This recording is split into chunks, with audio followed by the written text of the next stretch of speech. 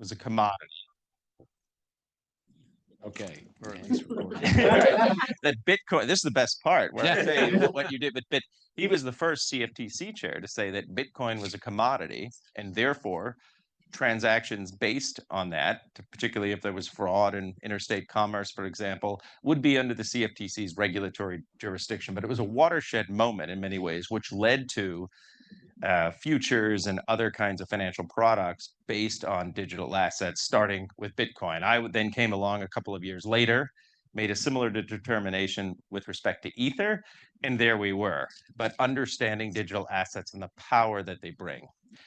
I then sort of went back to TradFi after the CFTC. I was at Citadel Securities, which is one of the world's largest market makers. About 25% of the US stock market goes through Citadel Securities on any given day. But they too were thinking through digital assets. People were buying and selling started to buy and sell digital assets about the same, with the same degree that folks were buying regular stocks. And so it was, but at the same time, they were thinking about the regulations. Many of these things were securities. Their legal status was unclear. So I started thinking through those issues. Citadel Securities ended up leaving Chicago, where my wife and family had moved, and said, do you want to, you need to move to Miami, effectively. And I said, well, thank you very much. It's a great firm, but I'm going to stay with my family here. And so I started thinking about what should I do. At that point in time, the crypto winter had occurred. And so a lot of folks were leaving this industry. But again, thinking back to the time as assistant secretary at CFTC chair, I said, look, this is going to happen. It's sort of like the early internet. There are booms and busts. And I found Circle. Circle happened to be looking for someone. Circle was founded just a couple miles from here.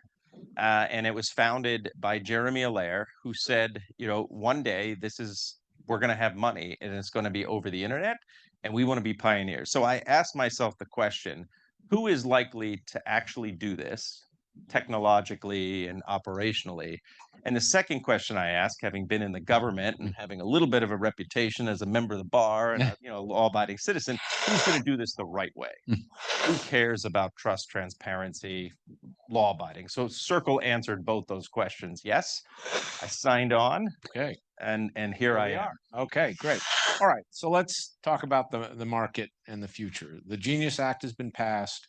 There have been lots of bullish projections of stablecoin growth. Citicorp recently released a report saying 3.7 trillion in market capitalization, meaning the amount outstanding by 2030. And of course, those can be used many, many times. So the velocity of those could be, of course, much higher.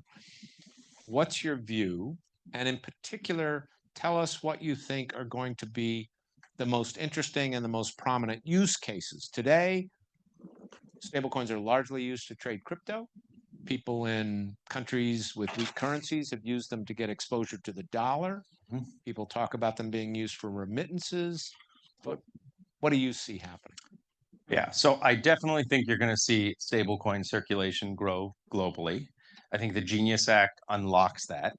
I don't think anyone can tell you with any certainty how much, how soon, those questions. But I think given the dramatic changes that this can provide to payments in particular, I definitely think there's going to be an uptick. I think you mentioned exactly sort of the three use cases that we've seen pre-Genius Act: crypto trading, store of value, and cross-border remittances. What the Genius Act does is, and I think it largely unlocks the ability to start using stablecoins in traditional finance. So anywhere where there's currently frictions, cross-border is a great example. So right now, individuals are using it for remittances, but you can think about a company in Korea that produces manufactured goods, sends them to Africa, but has to wait 5 days for the money to come back. Stablecoins can do it in a split second. You can think about parts of the world that aren't highly interconnected with other parts, for example, Latin America and maybe Southeast Asia. There's no sort of traditional payments corridors there. But with stablecoins, you can have banks in those areas through, for example, the Circle Payments Network, using stablecoins as the rails, get sort of Vietnamese currency into Brazilian reals in about 1 minute and 12 seconds, right? So there's those use cases. But coming back to the United States, even our area that we know well, derivatives clearinghouses, for example, variation margin, as well as initial margin. Stablecoins could be very helpful there, particularly in increasing the number of times that you have variation margin calls throughout the day. So you actually can arguably bring risk down in the system, all things being equal. The Genius Act sort of points to that as a possibility for Genius Act compliant coins. There's also wholesale payment systems. There is another big thing is corporate treasury management. If you're a company and you have operations all over the world, we know of one large international financial institution that all of you have probably have heard of that is actually using USDC inside its own company to move money around just more efficiently. So all of these use cases, I think, are going to be unlocked. But if you think about it, if you need to transact 24/7 and you need to do so in a fraction of a, in some cases, a fraction of a second or however long it is to validate, as well as at very little cost, stablecoins provide that solution. Can I just ask you a question about how you think about stablecoins? Because we're going to talk about reserves and sort of the stablecoin issuer as an intermediary. And sort of sometimes we conceptualize this as a store of value where people are going to hold value. You could also think of stablecoins as an instrument, kind of more like a check than a bank. And a lot of the examples you're giving are sort of more in the check, a better transactional mode, which suggests that the value could stay somewhere else and just quickly move to stablecoin and do something and then go back to something else. So should we think of it as an instrument or should we think of it as an intermediary? It's probably both or some combination thereof, but I think a lot of one analogy I've heard is it's essentially like a traveler's check. Yeah. That you're allowed to take it anywhere you want. In other cases, how many people in this room know what traveler's checks are? Yeah, fair enough. Right. Okay, that used to be when American Express, they would issue you this piece of paper that was like, you buy it for $50 and then you could present that somewhere else. You just signed it and it was worth $50. And if you lost it, American Express just kept the $50. So let me ask you one other point. People sometimes talk in terms of, well, when are we going to use stable coins to buy coffee or other stuff? And that's an area with friction in the sense that our credit cards that we use now are quite expensive. However, we're all hooked on our credit cards because we give our frequent flyer miles. So I noticed that wasn't coffee purchase was not on your list there, but people do talk about it. So how do you think about Down that? the line, I think you're definitely going to see it. But my view is these use cases, anywhere where there's a greater degree of friction, and particularly where you have, I think interestingly enough, I actually think the institutional use case is more likely to take off in TradFi than the consumer use case right away. In many cases, it's the opposite, but I think in this case, we're actually more likely to see institutions starting to use these stable coins. But I mean, there are obviously the advantages of speed, potentially lower cost, programmability. But when you compare that to how we can all make consumer payments, I mean, my credit card not only gives me points or rewards, but it allows me to reverse a transaction. The merchant doesn't deliver something. I call up Visa and say, hey, I didn't get the goods.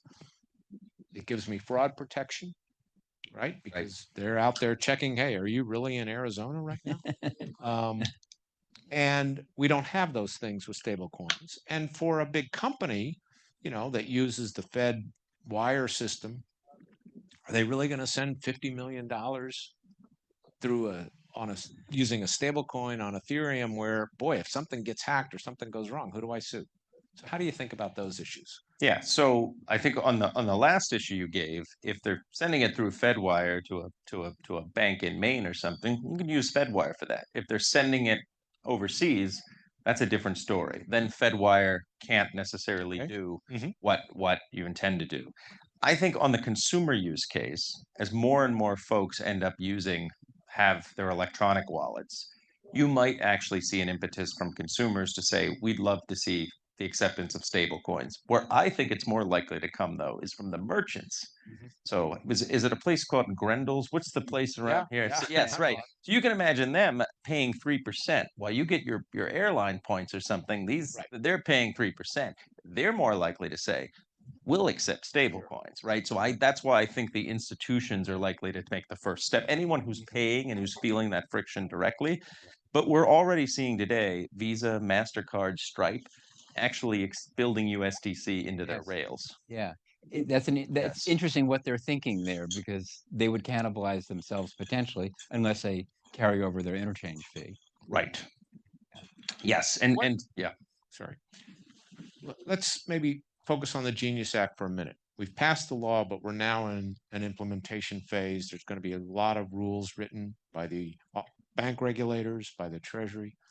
What concerns you the most in that process, or what are the key things in that process in terms of how you think about the future in the business? Yeah, so Circle was very supportive of the Genius Act. We wanted to make sure there were uniform federal standards, because one of our biggest concerns was not all stable coins are stable, not all stable coins are equal.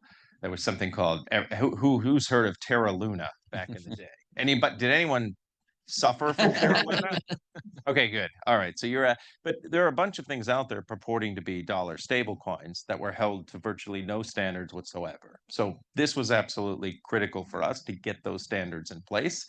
And virtually all of those standards were things that, again, our founder, Jeremy Allaire, as well as the writings that you guys have done throughout the years, effectively said to have a robust stablecoin regime, these are the attributes of the reserves and the liquidity and everything. And so having them enshrined in law was really critical for Circle. So when the rulemaking comes around, having anything that undermines that is critically important for us. So one of those questions, for example, is it's not entirely clear from the statutory text itself that if you had something that is a foreign stablecoin, it's denominated, in the US dollar. Yeah. They could simply take the position, well, it's not a payment stable coin, it's a commodity. And therefore, it could just be listed on an exchange alongside payment stable coins. And all of you may not know the difference. You see, there's a dollar coin, let's start using it. And before you know it, the entire Genius Act is undermined. So that would be number one on my list. Okay. Yeah. Let me go to what's number one on the banks list. So banks are, I think, kind of figuring out what do they do in response? How will stablecoins affect their business? And we'd love to get your views on that generally. But of course, the main thing that I've seen so far that they want to make sure is that stablecoins don't pay interest. The law says they're not supposed to pay interest. Now you might say, well, why not? Why can't I get interest? And that's, I think, for two reasons. One, that would have made them more like a bank, and the bank regulators didn't want these firms to be banks, and it would have made it more like a security. And issuers like Circle didn't want to be regulated by the SEC. But you do pay marketing incentives to third parties. Those third parties then pay people for their deposits of stablecoins. How do you think about all those issues? Yeah. And is the day coming when stablecoins will pay interest? Well, so I wholeheartedly agree with your position, which is stable coins are effectively digital dollars, digital cash, right? That's ultimately what we're trying to do is effectively tokenize the dollar, backed one for one, high quality assets. If it pays a yield, then it's no longer cash, right? And so we very much supported the restriction saying that stable coins should not inherently pay yield. We're okay with being regulated by the SEC if we offer a yield-bearing product. We offer one now, which is a tokenized money market fund. We've always taken the position that that's a security and that pays yield. So as you say, the Genius Act is very specific. It basically says if you're just sort of passively holding a stable coin, the issuer can't pay you yield. What the issuer can do, as you said, is we can pay our distributors commercial fees. So if we have a large exchange, a large bank, for example, and they're dispersing USDC to their customers, we can incentivize them to do that. Then the question becomes, can they then pay anything for the holding of those stable coins? The statute itself is silent on that because Genius just deals with issuance. The market structure debate is what's going on here. I think our view on that is it's ultimately up to the market to see where things stand. We are not paying interest on USDC, full stop. So, but if the market wants to develop in that way, I think there are arguments on both sides, but I think our view is let's see how things ultimately develop. And some of these rewards programs are not just based on the holding of the stable coin, but they're based on trading volumes and other things, right? So there's my view is sort of play it out. What the banks are most concerned about, sort of what are they really concerned about? They're worried about stable coins pulling away deposits. And so to getting that nub of the underlying question, I think our view at Circle is we're putting billions into the banking system. So the stablecoin reserve, the largest, like a large chunk of that stablecoin reserve, that's not held in treasuries, it's going right back into the U.S. banking system. So just to be clear, so you're saying I buy a stable coin, and maybe having done that, I've taken $1 out of my banking account, but you might then be putting part of that dollar. We're putting part of that bank account. And if you think about it this way, if a lot of the stable coin demand is coming from outside the United States, foreign money is coming in, it may very well be that we're putting more money into the U.S. banking system at the end of the day than because that money wouldn't be in the U.S. banking system anyway. Yeah. That said, there is a caveat though. Mhm. My view is stable coins are not, and we're not involved with credit intermediation. We're not lending it out. We could talk a little bit about tokenized deposits later, but the real challenge to the banks is not the stable coin, but it will be these on-chain lending protocols that do replicate credit intermediation, Right. maturity transformation, Yeah. that use stable coins as their rails. Yeah. Well, so you mentioned the bank, and maybe they're going to benefit from you. What I read, there may be another view about that. So can you just say a little bit about what the banks are doing? Because the Genius Act does also allow banks to get into the stablecoin business, and clearly some are interested. You put off the, tokenized deposits, which maybe we'll do next. But Yep. what about the banks into stablecoins? How do you think about that? How might they use it differently than you, or in competition with you? Yeah, so I think if you're a large bank, or even a small bank for that matter, and you're not thinking about wallets alongside accounts, you are perhaps, not thinking about the future correctly. Like everyone at some point, if you don't already, my guess is the majority of the people in this room have some kind of digital asset wallet that is separate and apart from the bank account. So the first thing I think banks should be asking is the question about, well, do we have bank wallets that are connected to our bank accounts, and are we offering that service to consumers? We are working with banks to sort of talk to them about adopting potentially USDC, because USDC is liquid all over the world. It's native on 28 blockchains. So it's going to be very difficult for a bank, unless it's one of the largest banks, to actually issue its own stable coin to try to get the liquidity the market use. So we view ourselves as potentially a partner to the banks as they think about using stable coins alongside deposits. And so Fiserv, for example, is one of the large technology providers to the bank. We are working with them to see if we can create a stable coin that can be used inside the banking system itself. Is that potential battle over who owns the wallet kind of the key thing here in a way? I mean, in other words, if you've got banks thinking about that, if you've got securities firms thinking things are going to go digital, who's going to have that wallet? I think so, because I think if you think about this and you say, like, Circle is not the competitors of the banks are our customers, but Coinbase and Robinhood may very well be the competitors to the banks, right? Because you have $10,000, all of you out there, how much are you going to put in your traditional bank account? How much are you going to put it in your Coinbase or your Robinhood account? That, I think, is where, there's a necessary competition going on. So I think without banks having digital wallets, they are at a disadvantage. So on this dimension of the wallet and this sort of self-custody wallet in particular, there are a variety of features that are included in these wallets. One of them, interestingly, and the New York Times is just calling me up about this, is lending your stable coin to someone else. And so you said you don't pay, you don't have a yield, but you can get a yield in your wallet, so that it feels a little bit like peer-to-peer lending in the old days, but with stablecoin.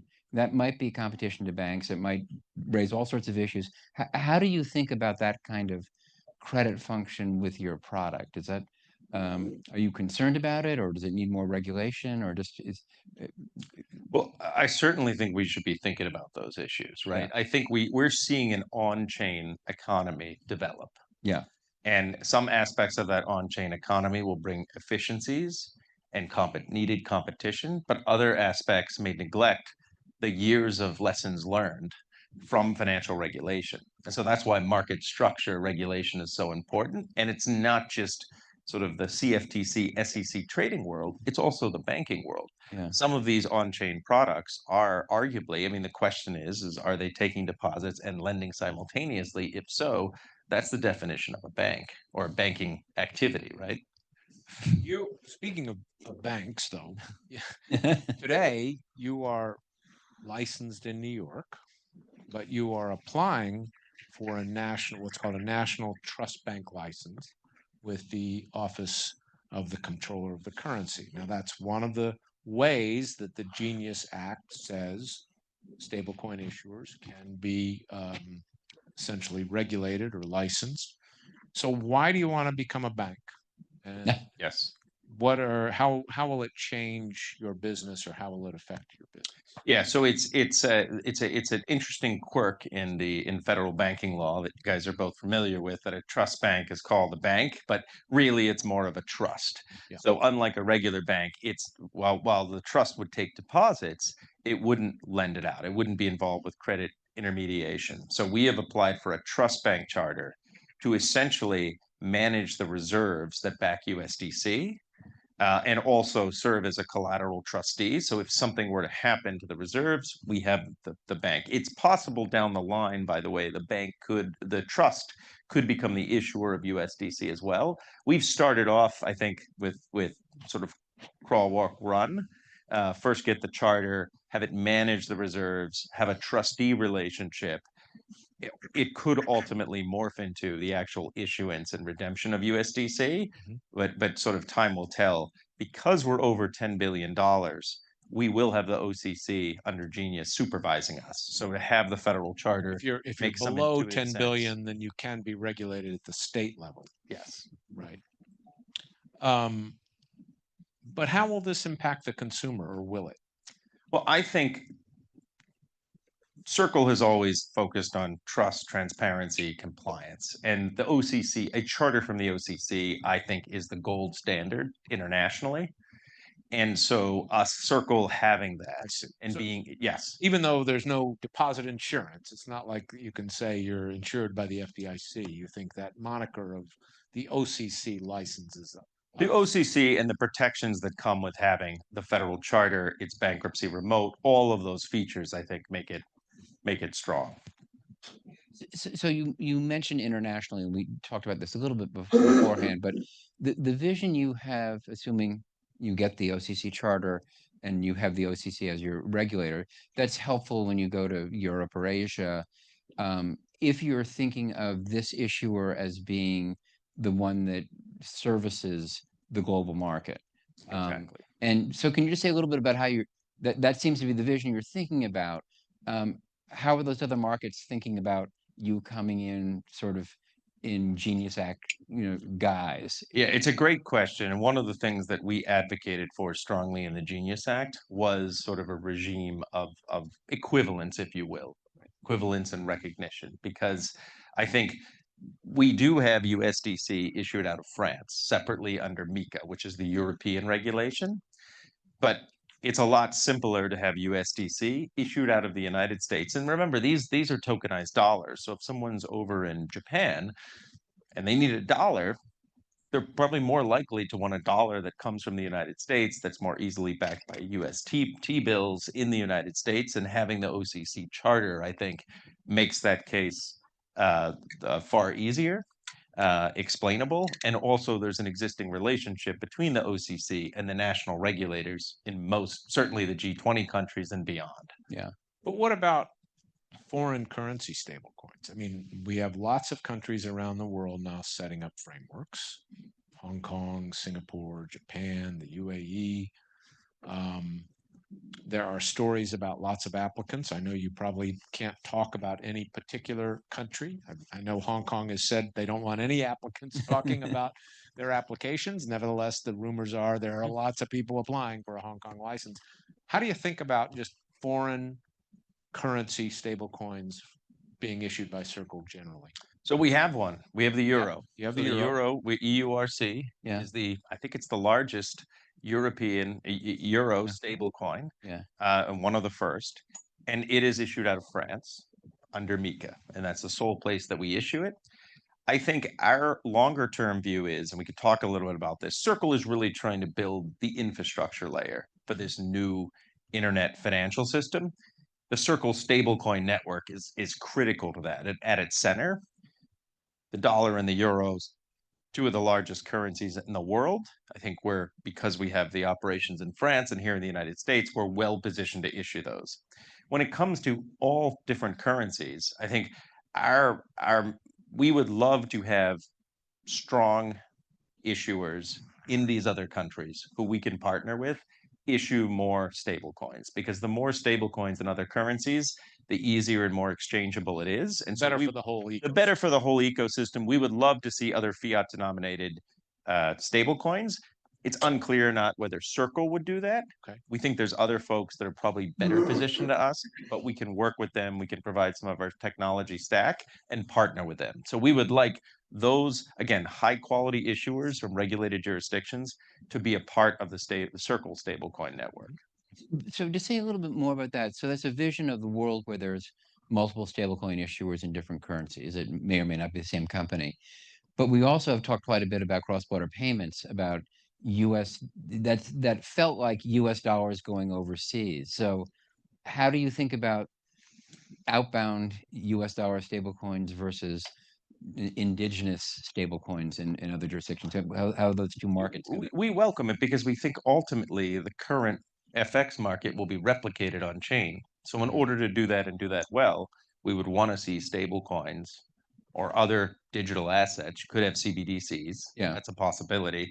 But certainly now stable coin seems to be the trend, at least for the time being, interacting with other stable coins. So, I mean, the Trump administration, I think, partly embraced stablecoins because they saw that as a way of promoting the dollar. Secretary of the Treasury Bassant has specifically referred to that, specifically referred to increased demand for treasuries. So what I'm hearing, I guess, is, yeah, you're fine with that vision, but you're also fine with other currency stablecoins, whatever grows the overall ecosystem. No, absolutely. I mean, I think there need to be other currency stablecoins in order to have a well-working, functioning on-chain economic system. Could still be that the demand for the dollar outpaces all those other fiat stablecoins. But I think we do need those other fiat stablecoins, provided that they're very similar to the Genius Act in terms of how they're regulated. Yeah. So that kind of gets into a question of how do they become interoperable, which also goes to the question of what we call the rails, Right. the rails on which these things move. Now, of course, right now they move on open, permissionless blockchains like Ethereum, but also many, many others. Circle is on how many now? 28 28 28. blockchains. Wow. natively and a bunch of Um, others. And of course, those open permissionless blockchains have many, many advantages. They're open. Anyone can use them. Anyone can become a validator on certain ones. Anyone on Ethereum and some of the others can build protocols on top of those chains. But there have always been concerns about those chains. There's not quite finality of settlement. In other words, you make a transaction and it's final, but well, there could always be this thing called a 51% attack. But everybody said, well, that's not going to happen, but it's out there. There's the validation method, concerns at least with some chains. Am I paying some validator who's sitting in North Korea? Do I want to be doing that? There's kind of almost, in my mind, a backwards notion of privacy in that there's not a know your customer screen the way there is at a bank. So anyone, once I get that stablecoin, I can transfer it to anyone because I don't have to go through you. And that could be a terrorist, that could be, somebody illegal. On the other hand, if we do identify someone's address, we can see every single transaction they ever made, which I wouldn't want that. So you've now launched a different kind of blockchain called ARC. And it, as I understand it, promises a little bit better finality of settlement, maybe a little bit better on privacy, maybe better on fees. Tell us about why you did that. What's the vision of that? How will it affect your business? Yeah, so that goes to the point about sort of Circle trying to create the underlying infrastructure for this new financial system. And we're always asking the question, Circle's asking the question, what's the best of Web3 and blockchain versus what are those attributes of the traditional financial system we want to retain and we want to integrate as we build this new internet financial system? One of the things that we did, and you've got great multi-purpose blockchains that are out there, Ethereum, and the vast majority of USDC, for example, is on Ethereum. There's a bunch of other purpose-built blockchains that we support. We support those ecosystems. But what we found was a lot of the institutions were saying, all the list that you ran through, we'd love to start using blockchains, but the blockchains that are out there don't have the attribute.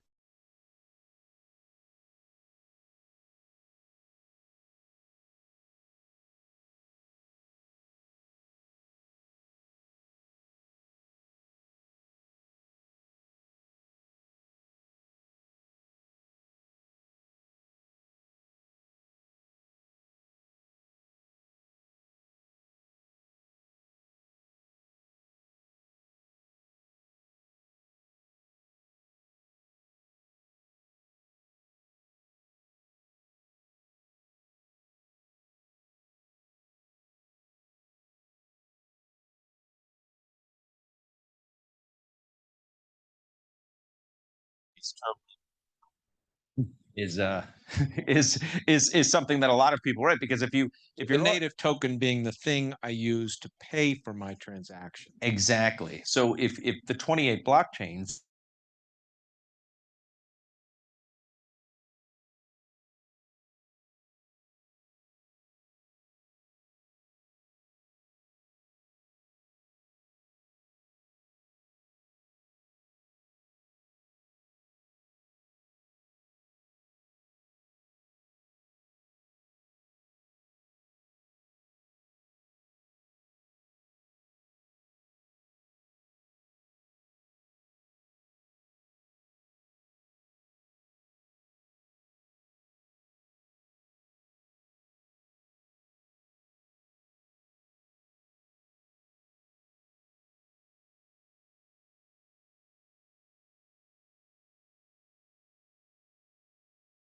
or distributed, I'd say. I think we use the term distributed, meaning anyone can still see the ledger.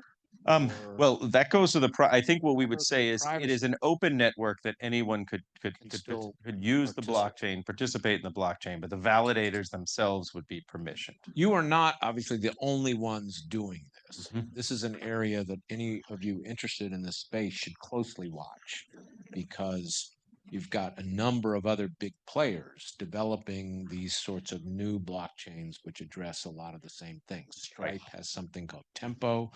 Tether is doing something. There are a number of others. So this, I think, is one of the most interesting areas to watch. Absolutely, absolutely, and we're learning every day, and we are building it now based on the needs of enterprise clients. So going back to dispersal, I mean, we'd imagine having validators all over the world, but again, trusted validators, most likely regulated financial institutions or other folks. But you know what it starts to sound like. Going back to Libra, right? The Libra 2.0 was, permission validators and, greater controls and single fiat currency tokens. So we're kind of Yes, but we don't have the world's largest social network. True. Won't tie the use of ARC. In fact, we want ARC to be really distributed, right, so that Circle's sort of interest in ARC is not sort of majority. Yeah. So just a little bit more how ARC might work. I could see a corporate treasurer sort of wanting to use this blockchain and telling all of his or her employees or affiliates that you need, this is what you need to do. But would there be bridges and connections to other blockchains? So Yes. tokens, once there, could leave. And so in some sense, you'd have to, the protections would be constrained in some way, and maybe users would have to sort of want to use it as opposed to not want to use it, in which case they could go to one of your other 28 locations. 100%. In fact, we'd encourage that. We want ARC to be interoperable with the other blockchains. We have something called CCTP, the Cross-Chain Transfer Protocol. It's a fancy way of saying if you have USDC on Ethereum, Yeah. and you want to put it in a split second over on, on Solana. Yeah. Normally, you'd have to get it off Ethereum, Yeah. turn it back into fiat, go back to the bank, turn it into a USDC on Solana. But through CCTP, we can actually just move the money from one blockchain to another. Yeah. We'd have CCTP on ARC. Yeah. CCTP on ARC could not only just cover potentially USDC, but other assets that are native to ARC itself. Yeah. And so therefore we could have the interoperability. But again, Circle's goal is to build that infrastructure layer. So thousands and tens of thousands, just like tens of thousands of developers today are building their products on USDC. We envision a scenario where they would build protocols on top of ARC. Okay, let's drill down on one other aspect of open permissionless blockchains that I kind of alluded to, but that is the risk of illicit finance, right? Because once I have that stable coin, I can send it to someone, that person sends it to someone. It could go to a terrorist, it could go to someone engaged in illicit activity. The Genius Act requires Circle to do what banks do, to do KYC, to have money laundering controls, but that only applies if someone comes and buys the stablecoin from you. Most of us will not get our stablecoins. We get them in the secondary market. The Genius Act also requires you to comply with a law enforcement order. If they say, hey, we think that wallet is a bad guy, freeze it. But is that enough? I mean, should Circle and other issuers be required to monitor all transactions on chain and maybe do risk analysis of those wallets? Do we need digital identity systems?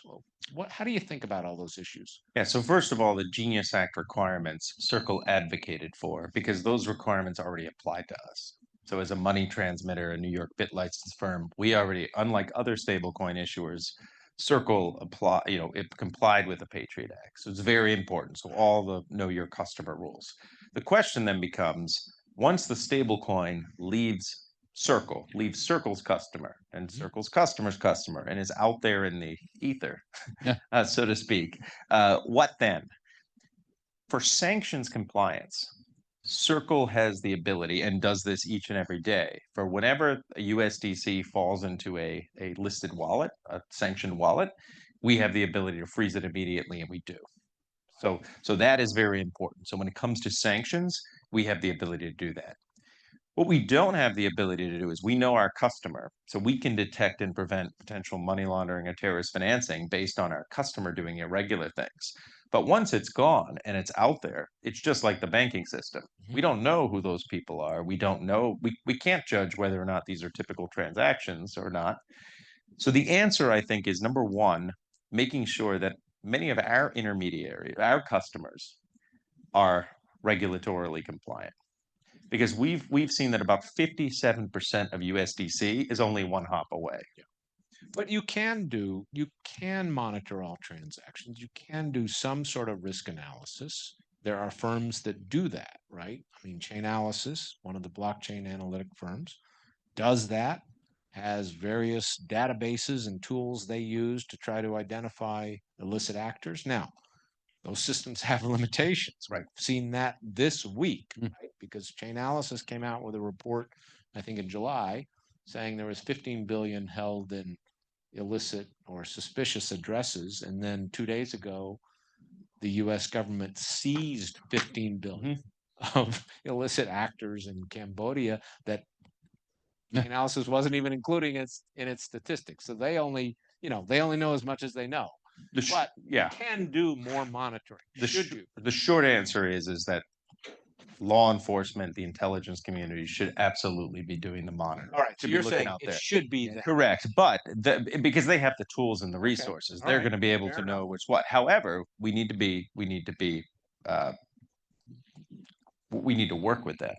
So when they send us, an order, and if it's a national security order, if it involves terrorist financing, we can move very quickly on that. In other cases, we do require the court order, but that's the way we want the process to work. So it's a big advantage because, as you say, everything can be seen. So we can see the same exact transactions that law enforcement intelligence agencies can see.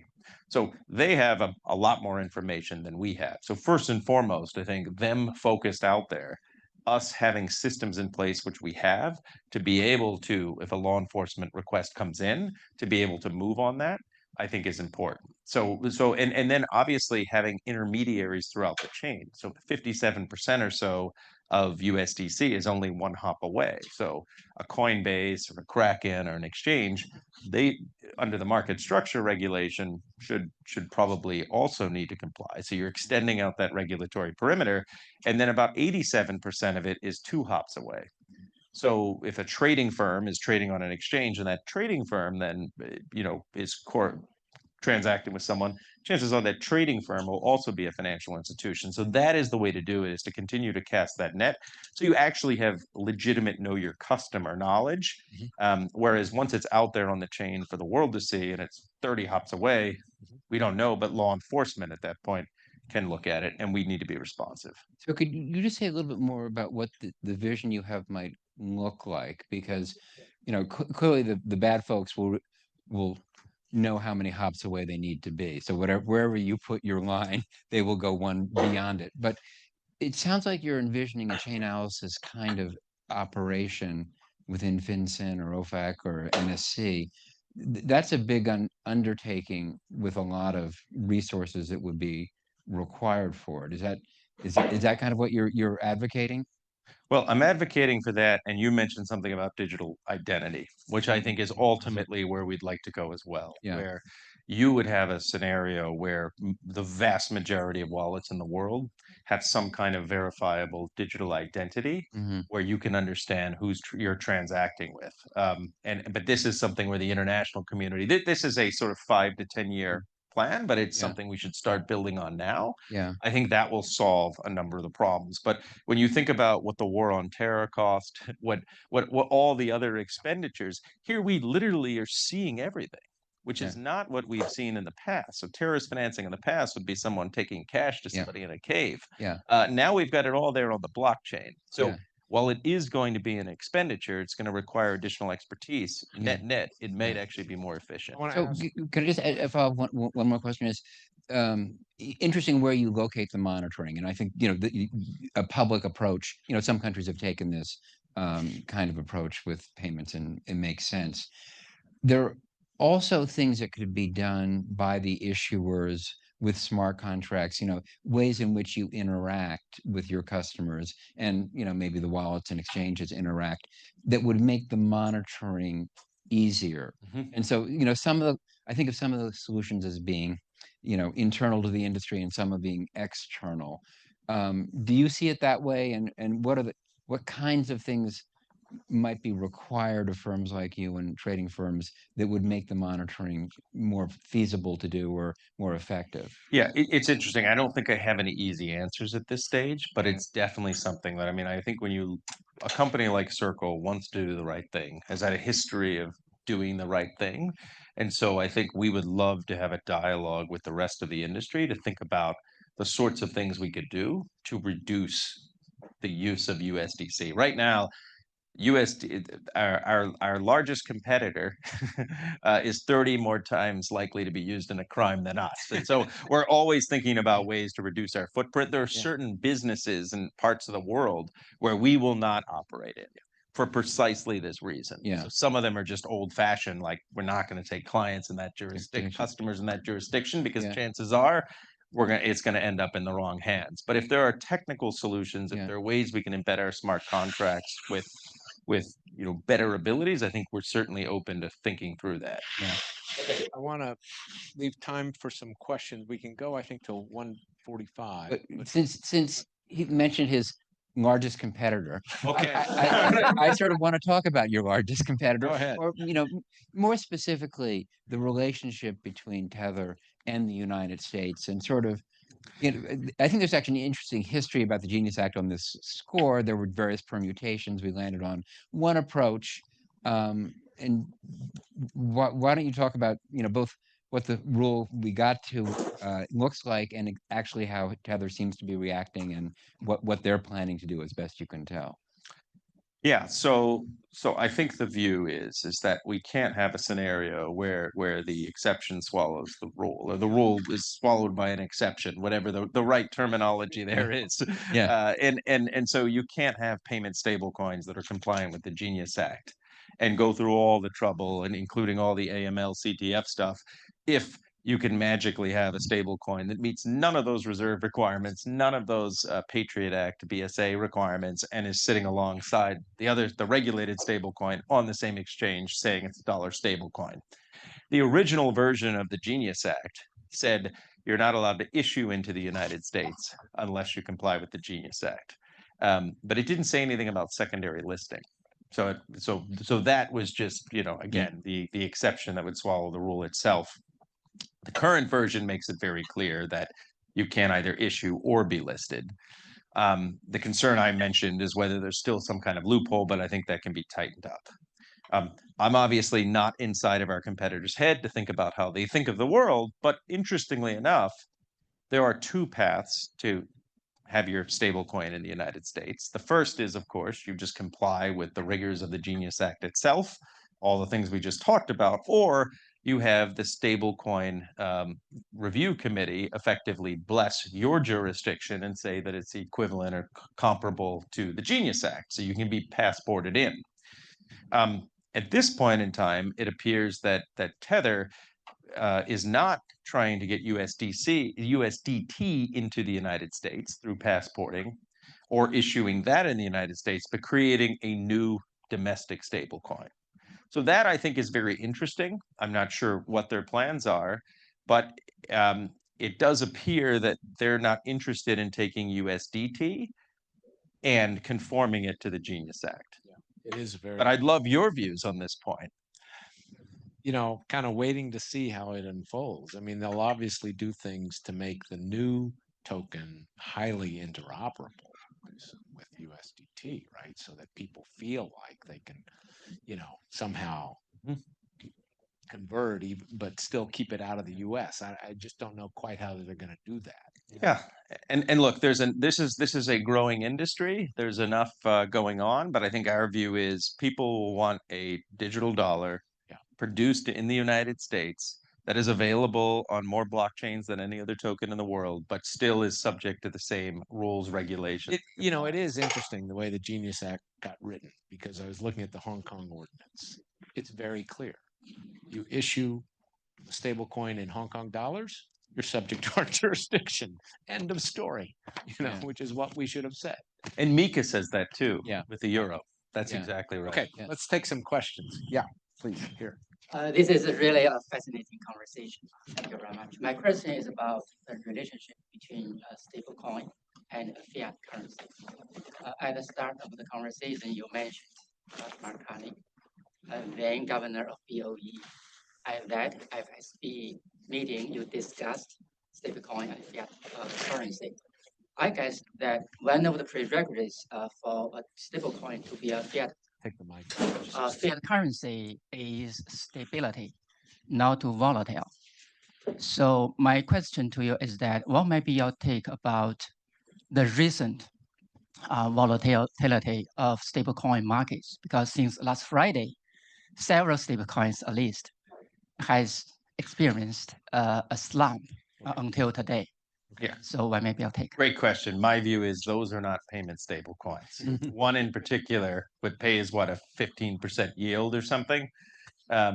that's a tokenized hedge fund, if I'm going to be generous. Yeah. I don't view that as a payment stablecoin. And as a result, that's one of the reasons why the Genius Act is so important in making sure that it's tight. So if something like that comes into the US market, it's very clear what that is. To the extent it's allowed at all, in my view would be, if it purports to be a dollar stablecoin, it's either Genius compliant or it's out of the country. Let's go here, and then we'll go to Grace over there, and we'll get back there. Hi, thanks so much for the fascinating conversation. I have a question going back to the original use case on cross-border or cross-currency payment. The reason that the traveler check was so well accepted is because banks loved it. Banks typically apply pretty high implied fee on converting the traveler check in the form of sort of implicit exchange rate that's slightly worse from a customer point of view compared to the market rate. In your example, converting from Brazilian real, say, to Vietnamese dong, in the absence of the native stablecoin, we can't really replicate the FX market on-chain, right? So you might be able to move the dollar token from Brazil to Vietnam, but you still need the banking connectivity to actually convert the FX part. Yes. So is Circle doing anything different from the traditional transactional FX? Yes, that's a great question. So the way the Circle Payments network works is that we have a bunch of originating institutions and beneficiary institutions, and when an originating institution sort of puts across, this is the transaction, we have Brazilian reals and we need to convert it to Vietnamese currency, we'll use USDC between the rails, but basically the institutions on the other side provide quotes to give the best quote on the conversion. And so it's a way of at least having a little bit of an FX market in there. And of course, the fact that it's nearly instantaneous allows them to reduce the fees a considerable amount. We don't yet have studies on how much the fee compression is, but it's still better than the old ways, and it's definitely better than presenting a paper traveler's check. But we're continuing to iterate and build that, and I think our focus too is if we combine CPM with ARC, we'll be able to make that even more competitive, with effectively an FX market in there that's embedded. So when someone says, like, I have a customer that needs to send their reals to Vietnam, and on the other end, it'll be automatically in protocols that allow quotes, and the best one will be selected automatically. Okay. Grace? Thank you. Thank you for your insight here with us. Given your experience on both leading the CFTC and now building the infrastructures, public and private infrastructures in the Circle, I'm curious how stable coins regulations could increase more credible applications, especially in the green finance. I'm currently doing research under the guidance of Professor Tim Massad. It's about Hong Kong's stable coins, how to use stable coin as a settlement tool for the carbon tradings. So how do you see that a jurisdiction in Hong Kong where they actively with developing their stable coin regulations could be a potential test bed for the ESG linked infrastructure? And how does the maybe Grace, if I may, maybe just phrasing the question broadly, can stable coins have applications that maybe solve other problems like climate change and financing renewable energy? And if so, what needs to happen in kind of the legislation and the rules for that to happen, or is that just kind of market driven? Well, it's a great question, and I almost feel like it's your job to come up with that. It sounds like you are rightly placed. Yeah, it seems like you're rightly placed. Well, let me say this. I mean, I think what you could do is just as you've encouraged investments in green facilities, you could encourage the use of stable coins to funding projects that are directed towards that end. But there are a couple of things that need to happen first. One of the things that we didn't talk about in the Genius Act, for example, is it says that stable coins, it's sort of a double negative, but if you're not compliant with the Genius Act, you can't be treated as cash, for example, under accounting rules. But if you are compliant with the Genius Act, there is a good chance you'll be treated as cash, but that hasn't happened yet. So there are changes like that. The tax rules need to be changed. So you're not treated as an investment, for example. You're treated. So all of those things, I think if they change, stable coins will become more useful. And then you can start guiding them into other types of projects that have societal goals. That's the best answer I can give at this point, but I feel like, Let's go back there if we can. Thank you for being here, Heath. My question is around USD stablecoins in emerging economies. I spend a lot of time in Latin America seeing how they're being used right now. What would your advice be to a central banker from an emerging economy who is worried that these stablecoins are dollarizing their economies and they're going to lose control of their monetary policy? Great question. So Circle's sort of modus operandi has always been to come in through the front door. So whenever we try to go to central banks in all of these countries to see if we can work with them, where our goal is not to destabilize financial systems, it's to work with them. So in a country like Brazil, for example, we've had a number of dialogues with the central bank. They're working on a CBDC. They also have a blockchain project, Brex. Our view is for your CBDC to actually be useful in the world, it has to have a dollar to interact with. And what better dollar than USDC, given safety, compliance, trust, and the availability on 28 blockchains, et cetera. At the same time, there is a disciplining feature that countries that do have irresponsible monetary policy, right, that have destroyed the life savings of their citizens, having the ability to have a digital asset wallet and hold US dollar stablecoins, or quite frankly, hold Bitcoin and other instruments, but I think the dollar's obviously more stable, is sort of a democratic response to a scenario where you have no other choice, right? So I would say our goal is to work constructively with central banks, but there are going to be some jurisdictions where in Central Africa or something, where ultimately the populace, what little they have, they want to make sure they secure. And in some ways, this is kind of the people speaking. This is Web3 in action, allowing them to store value and protect their life's savings in a way that had never been available to them before. Okay, maybe one or two more. Yeah, we'll go to Ignacio and then we'll go up here. Hi, thank you very much, and thank you for being here. I had a very similar question to the last one, and was to the extent that the Genius Act might be expected to help unlock stable coins for more retail payments, and have an impact on the US Treasury markets. How do you envision, what do you envision that the impact on monetary policy would be, and how do you see the relationship between stablecoin issuers and the Fed might develop going forward?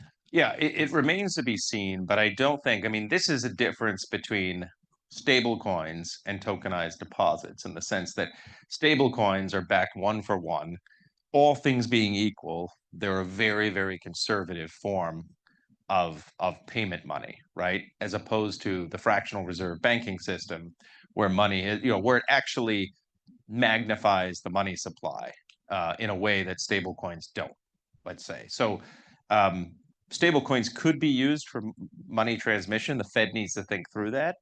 But ultimately, I see it having more of probably an influence on short-term treasury, because these are mandated. That said, we've got, like, last time I checked, a little under 6 trillion in treasury bills issued.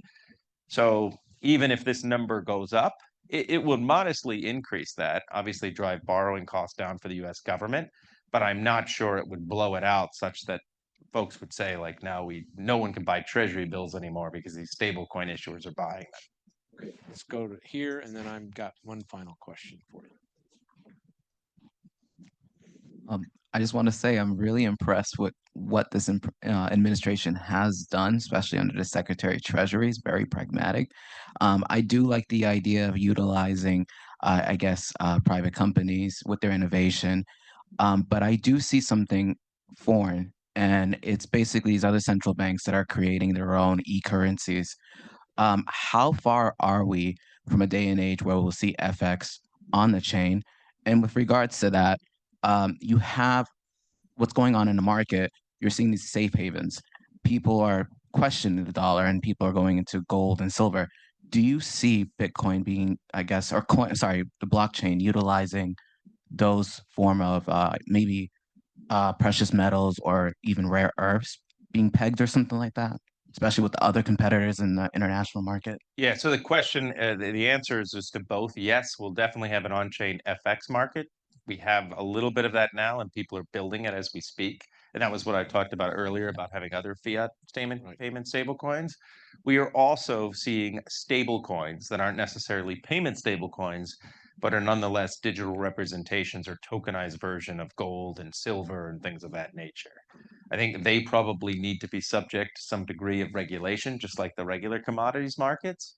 But you are seeing folks, store their value in those other asset classes. Bottom line is this: any asset that you see today in the world can be effectively tokenized. Or at least there can be a representation of it. Yes. Okay, if you've got a short question. Yes. Okay, short. Got to be short. Thank you so much for this opportunity. My question is like, when we see the like geopolitical tensions like raising, and like we see a trending of control of international cross-border transactions, like to what extent that could like stablecoin serve as a buffer zone for keeping international liquidity, and like would regulatory like react or to limit or to kind of like build on that, or yes.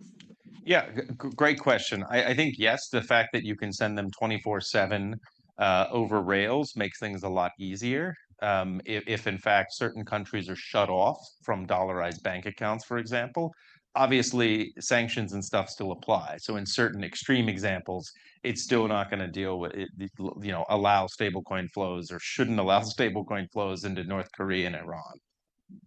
All right, one final question. I was at a conference yesterday, in fact, with your CFO. It was just a 5-second kind of. Can I buy Circle stock? Investment advice, but yes, you can. I know. It's a great. Weird trade. Thank you. Congratulations. Okay. So, someone asked me yesterday, is the Genius Act like Dodd-Frank? Is it as important as Dodd-Frank, the Dodd-Frank Act? And I said, well, Dodd-Frank was quite different. That was trying to fix problems that caused a crisis. This is much more forward-looking, maybe sort of like ending Glass-Steagall and allowing banks, to do more underwriting. But then I paused and I said, but maybe 3 or 4 years from now, we'll have the Dodd-Frank for stable coins.